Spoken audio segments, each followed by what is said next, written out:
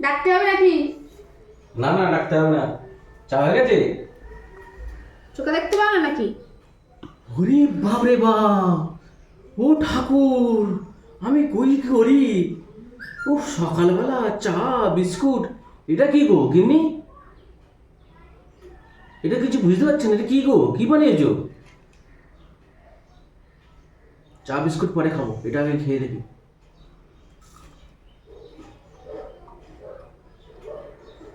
বাহ, খুব সুন্দর স্বাদ হয়েছে তো। তুমি 100% পেয়েছো। পরীক্ষা দিতে আসিনি, তোমার 100% এর মার্কস আমার দরকার নেই। কিন্তু এটা কিছু বুঝতে পারছি না, কি বোঝার দরকার নেই। এটা কি বানিয়েছে বলো না। খাও, খেয়ে যাও। আরে খাবো তো নিশ্চয়ই, এটা কি বানিয়েছে আমি তো বুঝতে পারছি না। অত জানার কি আছে? গরুর মতন জাবর কেটে যাও না। জানার তো কোনো প্রয়োজন নেই এটা কি। আর যদি জানার নিজে নিজে বলো এটা কি জিনিস। সারাক্ষণ খালি গরুর মতন জাবর কাটছি। আঙুলের মধ্যে ফিঙ্গার পর্যন্ত দেখতে পাচ্ছি, কিন্তু কি ফিঙ্গার করেছো? এটা তোমার ফিঙ্গার।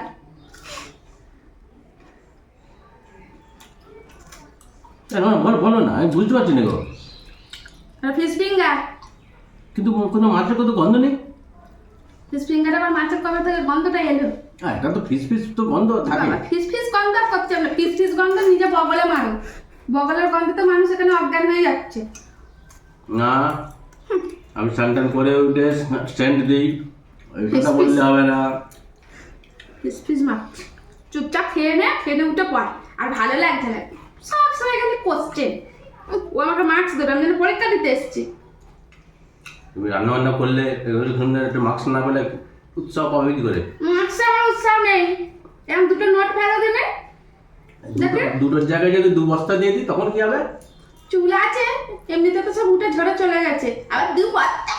তা 2 বস্তা থাকবে কি করে? সব মুখ বন্ধ। খারাপ নিয়ে চলে যাচ্ছে মুখ বন্ধ। সব। একদম সময় বসতে নেই, চুপচাপ খেয়ে উঠে পড়। সারাক্ষণ দেখো কিটা উঠু কি গরের মতো জাবর কেটেই যাচ্ছে। আবার ভালোই হয়েছে। কোনটা ভালো লাগে না? এক হপ্তাহ থেকে খোল মুসিয়ে মাখিয়ে দিলে তুমি সেটাও খেয়ে বলবে দারুণ হয়েছে, সুস্বাদু হয়েছে। ভালোই হয়েছে।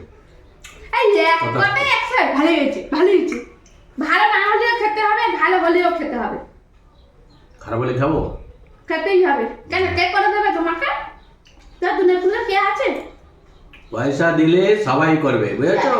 পয়সাও নেই আর সবাইও নেই। তোমার তোমার সব দিকেই ঢন্ডা নেই। বাবার হোটেল আছে, বাহ, সেটা তো আর কেউ করতে পারবে না। বাবার হোটেল? বাবা নিজেই হাঁটা চলা করছে, আমার বাবার হোটেল। বাবা এখন আমাদের বাসায় বাবার হোটেল খাবে। এখন এই একটাই হোটেল খুলেছে, মাগের হোটেল, সকাল সন্ধে। 87 বছর বয়সে তুমি তো ফর্সা হয়ে যাবে, বুঝলে? তখন ফর্সা হয়ে যাবে। আমার অত দরকার নেই রে। তাহলে আমার অত দরকার নেই।